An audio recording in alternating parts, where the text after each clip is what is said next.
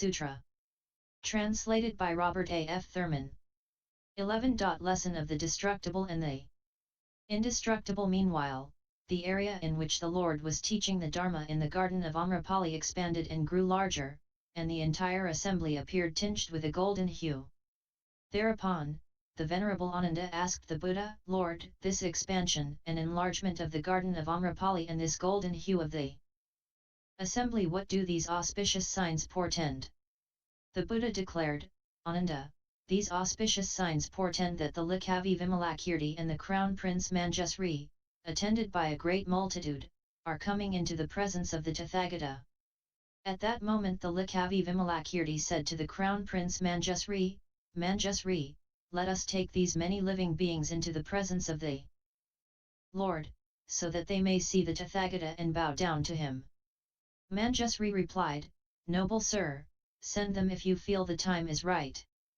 Thereupon the Likavi Vimalakirti performed the miraculous feat of placing the entire assembly, replete with thrones, upon his right hand and then, having transported himself magically into the presence of the Buddha, placing it on the ground. He bowed down at the feet of the Buddha, circumambulated him to the right 7 times with palms together, and withdrew to one side.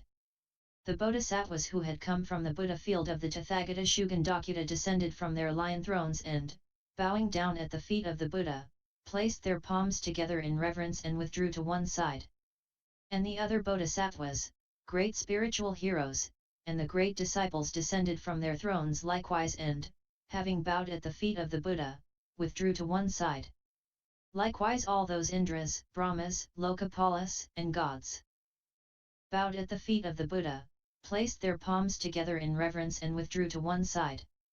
Then, the Buddha, having delighted those bodhisattvas with greetings, declared, Noble sons, be seated upon your thrones. Thus commanded by the Buddha, they took their thrones. The Buddha said to Shariputra, Shariputra, did you see the miraculous performances of the bodhisattvas, those best of beings? I have seen them, Lord. What concept did you produce toward them? Lord, I produced the concept of inconceivability toward them. Their activities appeared inconceivable to me to the point that I was unable to think of them, to judge them, or even to imagine them. Then the Venerable Ananda asked the Buddha, Lord, what is this perfume, the likes of which I have never smelled before?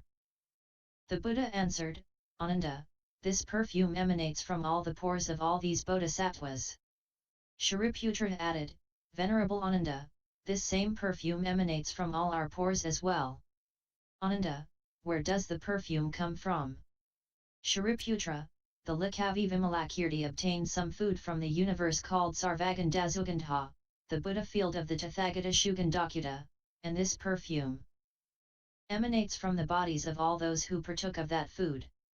Then the Venerable Ananda addressed the Likavi Vimalakirti, how long will this perfume remain? Vimalakirti, until is it digested? Ananda, when will it be digested? Vimalakirti, it will be digested in 49 days, and its perfume will emanate for 7 days more after that, but there will be no trouble of indigestion during that time. Furthermore, Reverend Ananda, if monks who have not entered ultimate determination eat this food, it will be digested when they enter that determination. When those who have entered ultimate determination eat this food, it will not be digested until their minds are totally liberated. If living beings that have not conceived the spirit of unexcelled, perfect enlightenment eat this food, it will be digested when they conceive the spirit of unexcelled, perfect enlightenment. If those who have conceived the spirit of perfect enlightenment eat this food, it will not be digested until they have attained tolerance. And if those who have attained tolerance eat this food, it will be digested when they have become bodhisattvas one lifetime away from Buddhahood.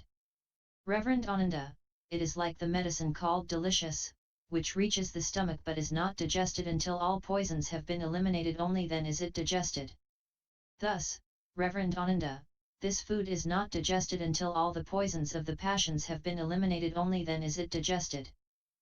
Then, the Venerable Ananda said to the Buddha, Lord, it is wonderful that this food accomplishes the work of the Buddha. So it is, Ananda. It is as you say, Ananda. There are Buddha fields that accomplish the Buddha work by means of bodhisattvas, those that do so by means of lights, those that do so by means of the tree of enlightenment, those that do so by means of the physical beauty and the marks of the Tathagata, those that do so by means of religious robes, those that do so by means of good, those that do so by means of water, those that do so by means of gardens, those that do so by means of palaces, those that do so by means of mansions, those that do so by means of magical incarnations, those that do so by means of empty space, and those that do so by means of lights in the sky. Why is it so, Ananda? Because by these various means, living beings become disciplined. Similarly, Ananda, there are Buddha fields that accomplish the Buddha work by means of teaching living beings words, definitions, and examples, such as dreams, images, the reflection of the moon in water, echoes, illusions, and mirages, and those that accomplish the Buddha work by making words understandable. Also, Ananda, there are utterly pure Buddha fields that accomplish the Buddha work for living beings without speech, by silence, inexpressibility, and unteachability. Ananda, among all the activities, enjoyments, and practices of the Buddhas, there are none that do not accomplish the Buddha work, because all discipline living beings. Finally, Ananda, the Buddhas accomplish the Buddha work by means of the four maras and all the 84,000 types of passion that afflict living beings. Ananda, this is a Dharma door called Introduction to all the Buddha qualities. The bodhisattva who enters this Dharma door experiences neither joy nor pride when confronted by a Buddha field adorned with the splendor of all noble qualities, and experiences neither sadness nor aversion when confronted by a Buddha field apparently without that splendor, but in all cases produces a profound reverence for all the Tathagatas. Indeed, it is wonderful how all the Lord Buddhas, who understand the equality of all things, manifest all sorts of Buddha fields in order to develop living beings. Ananda, just as the Buddha fields are diverse as to their specific qualities but have no difference as to the sky that covers them, so, Ananda, the Tathagatas are diverse as to their physical bodies but do not differ as to their unimpeded gnosis.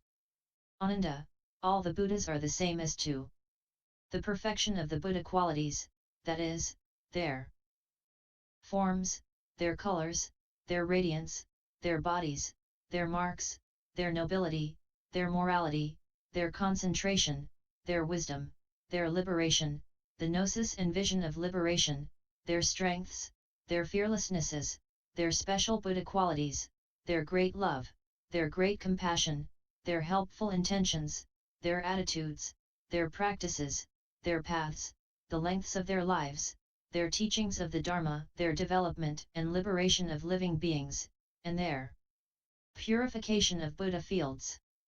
Therefore, they are all called Samyaksam Buddhas, Tathagatas, and Buddhas.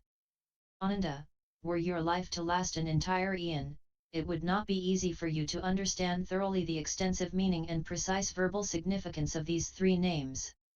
Also, Ananda, if all the living beings of this billion-world galactic universe were like you, the foremost of the learned and the foremost of those endowed with memory and incantations, and were they to devote an entire eon, they would still be unable to understand completely the exact and extensive meaning of the three words Samyaksam Buddha, Tathagata, and Buddha.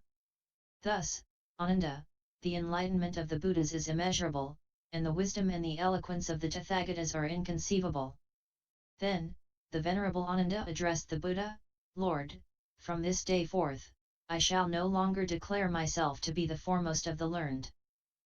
The Buddha said, do not be discouraged, Ananda. Why?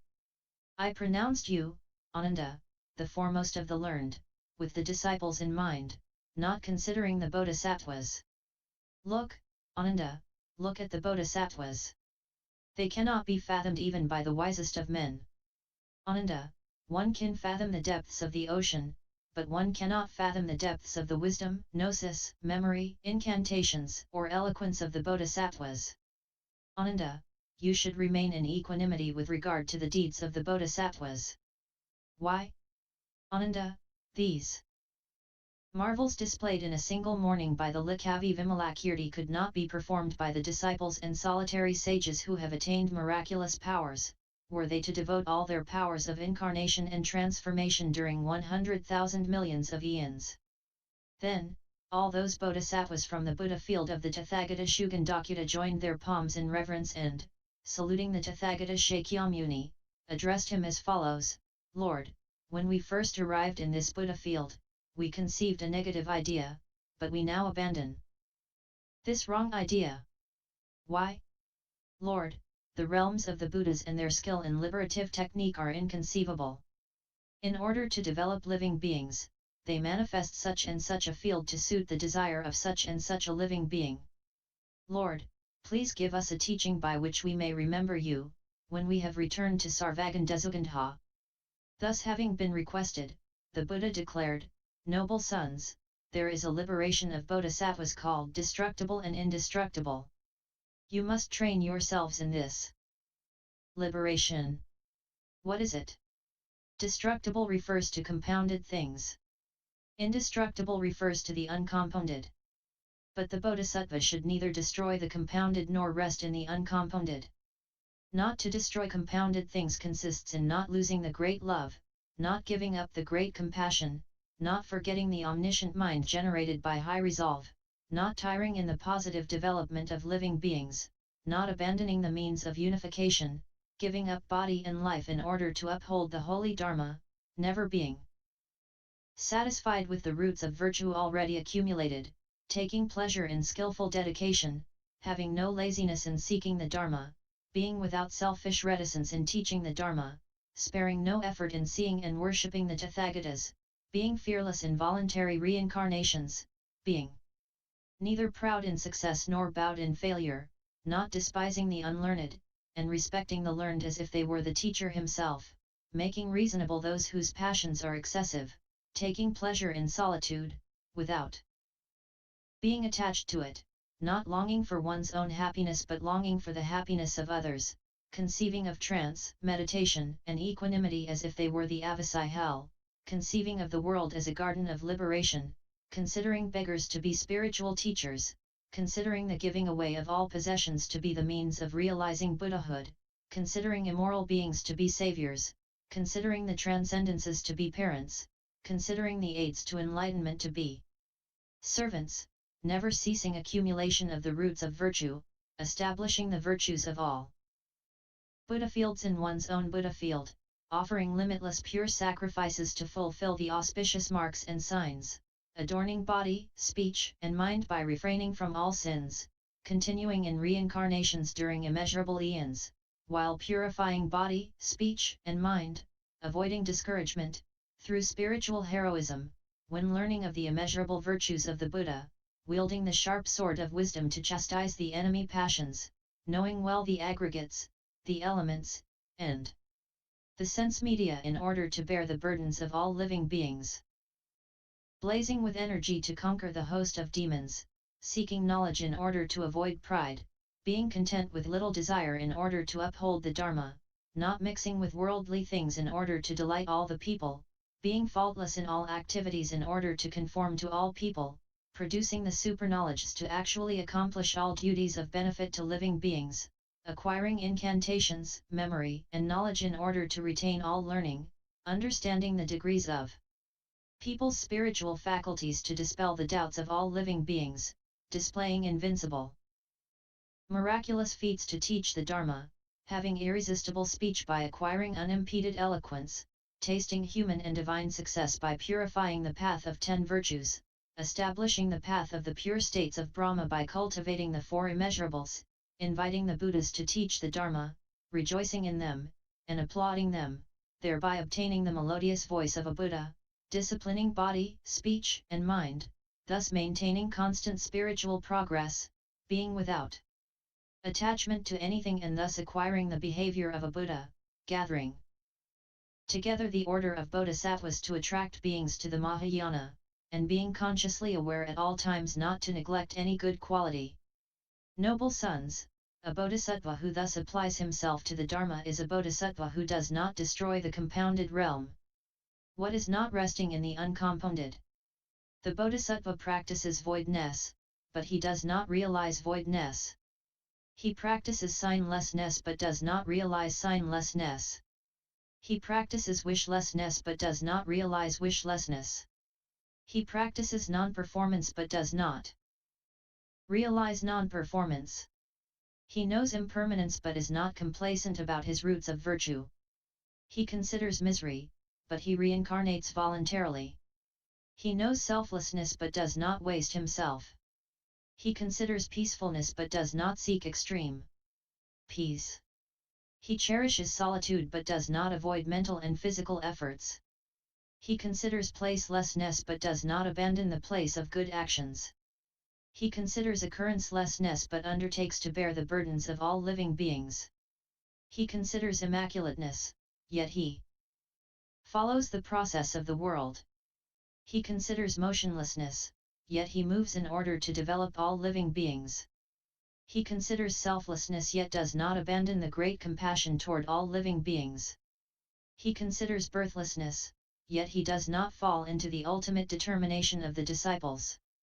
He considers vanity, futility, insubstantiality, dependency, and place-less-ness, yet he establishes himself on merits that are not vain, on knowledge that is not futile, on reflections that are substantial, on the striving for the consecration of the independent gnosis, and on the Buddha family in its definitive meaning.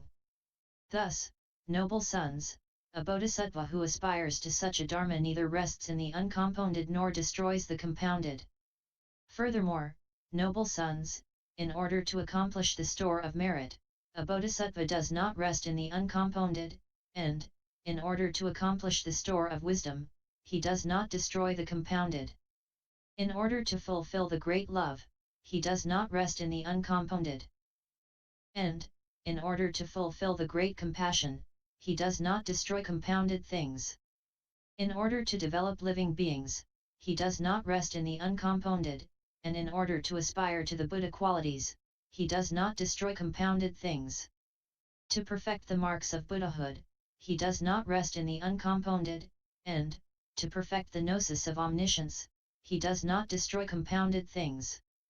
Out of skill in liberative technique, he does not rest in the uncompounded, and, through thorough analysis with his wisdom, he does not destroy compounded things. To purify the Buddha field, he does not rest in the uncompounded, and, by the power of the grace of the Buddha, he does not destroy compounded things.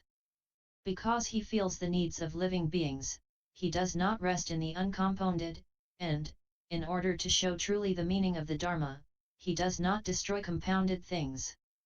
Because of his store of roots of virtue, he does not rest in the uncompounded, and because of his instinctive enthusiasm for these roots of virtue, he does not destroy compounded things.